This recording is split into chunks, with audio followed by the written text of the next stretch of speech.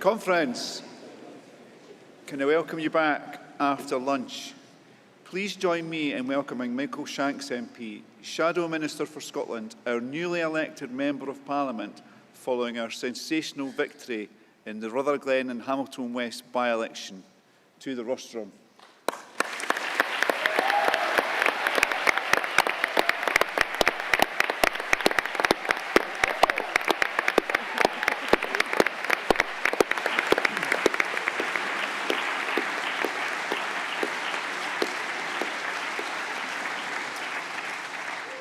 Conference, good afternoon. I could not be more proud to stand here today as the Scottish Labour Member of Parliament for Rutherglen and Hamilton West.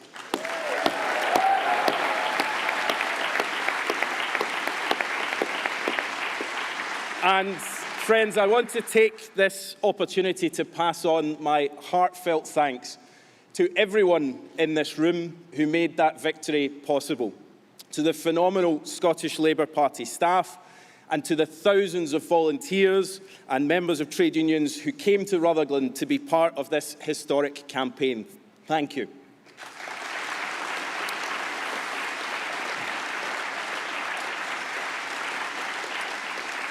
We demonstrated in that by-election that together we can achieve change. And I say thank you also to Keir Starmer and Anas Sarwar, who together have changed our party to once again be in a position to win elections and to serve the people of this country.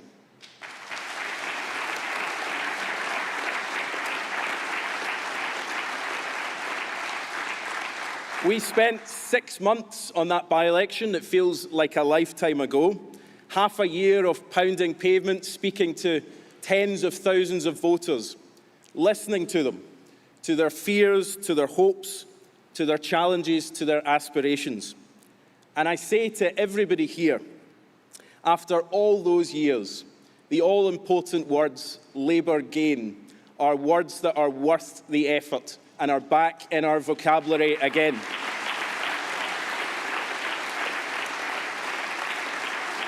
And what a year it has been since we last met. Just weeks after our last conference, Nicola Sturgeon resigned as the First Minister and Humza Yousaf crawled across the finish line in their leadership contest. Who knew a year ago that we would be talking about camper vans and deleted WhatsApp messages and parliamentary iPads being used to watch football games in Morocco? And who knew that this time last year, Ian Murray would have someone to share an office with at Westminster? I'm delighted that in that year we've doubled the size of the Scottish Parliamentary Labour Party, and I think on behalf of both of us we're looking forward to some of these amazing parliamentary candidates being elected so we can spend a little bit less time together. But what we do know is that this time last year people up and down this country were struggling. They were struggling with the rising cost of living, struggling to stretch that pay packet a little bit further month after month, struggling with two governments, hopelessly distracted and divided. And friends, for our movement, motivated always by changing people's lives for the better, it's heartbreaking that a year has passed and things have only got more difficult. When people talked about Rutherglen as a seismic moment in Scottish politics, in some ways they were right. But in other ways, it was the natural next step for a country that's run out of patience with two governments that are simply not up to the job. And on doorsteps in that by-election, Anas and I met countless people who had given up on any hope that things would get better, given up on any hope they would get an NHS appointment. We met a woman who had to give up, who told us about her son who had to give up an apprenticeship because he couldn't get the medical care he needed. Another woman who spent her entire life savings on an operation that she'd waited 2 years for and still had no expectation of it happening. A mother who spoke at length of the pain her daughter was going through because she couldn't get the mental health treatment she needed, who was unable to go to school and her education was suffering because of it. And these stories have impact because we all know someone here in a similar situation. We all know of rising child poverty and destitution because we see it in our own communities. Hope is in short supply right now. It's hardly surprising when it's so difficult to see government doing anything to make our lives better. Our public services are creaking, our economy is flatlining. And that's why it's so important we talk about the change Scotland needs. When Anas became leader of this party, he promised to win back the trust of the people of Scotland. With rising injustice, inequality, and division, Anas said, "I'm sorry, we haven't been good enough." And alongside Keir Starmer, he took on the project to rebuild trust in our party, putting us back in the service of working people. So when people talk about polls showing Labour neck and neck with the SNP in Scotland, let's not forget for a second how far we had to come to get to that place. It's a profound shift in public opinion. We've had to come back from the wilderness of Scottish politics, and we've done it far faster than anyone could possibly have predicted. And that wasn't by accident. I think I probably spent more time with Anas Sarwar last year than anybody. It certainly felt like it for both of us. He connects with people immediately. Anyone who's ever chapped a door with Anas knows this. And I'm still finishing some of the jobs that he volunteered me for during the by-election. It would start a conversation. It would end up me painting the whole of a garden fence while he stood by smiling. But people genuinely listen to him because he listens to them. A leader focused on their priorities because he spent time trying to understand the challenges they face. And that's a profound contrast.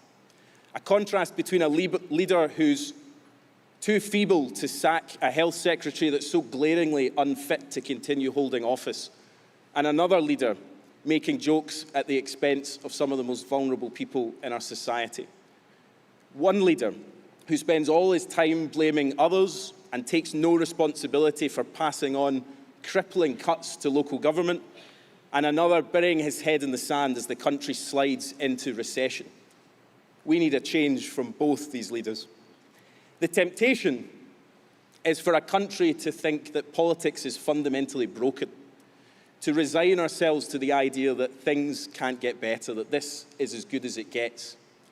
But if Rutherglen and Hamilton West was the moment to demonstrate that change is possible, then this year, 2024, is the year that we must all, in all of our communities, get out there and put that into practice everywhere in Scotland. Because people cannot afford another day of this Tory government. And Scotland can't afford to continue regressing in every single measure under the SNP. People need a Labour government on their side again.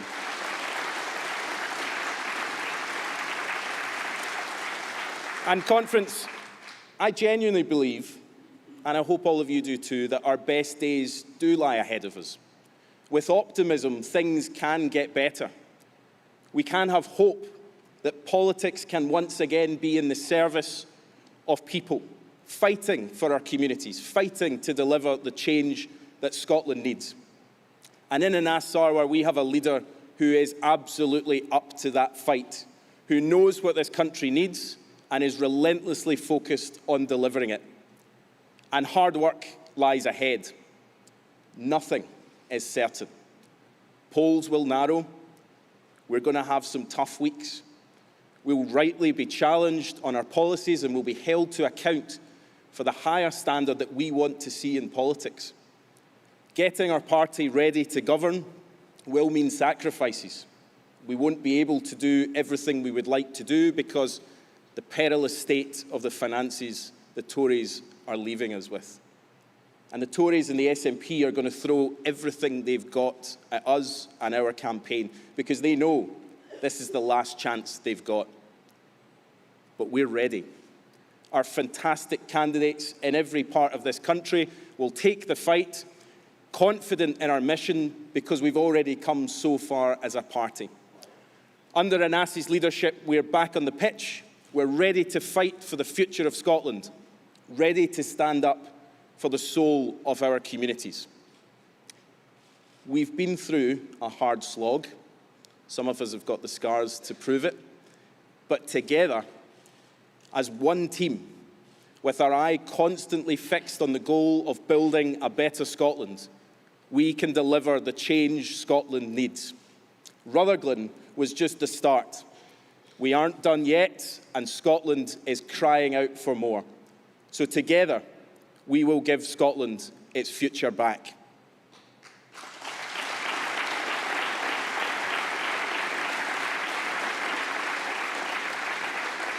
Conference, in a moment, we'll hear from Anas himself, but first, a short film. The last year has seen Scottish politics and our party transformed, but our work is not done yet, nowhere near done. In fact, this is just the start. So let's take our positive message of how we will work to deliver for working people, for every community across our country. Because now there is no doubt. There is only one party that will make every corner of our country flourish.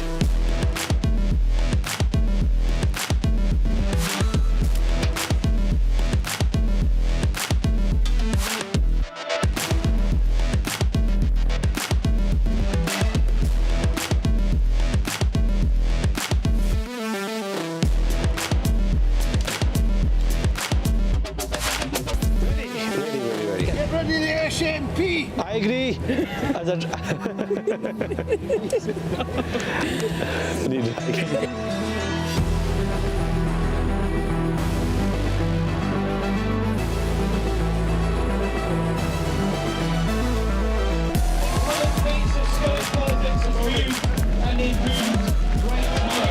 is now only one party that is the party of change in Scotland, and that is Scottish Labour.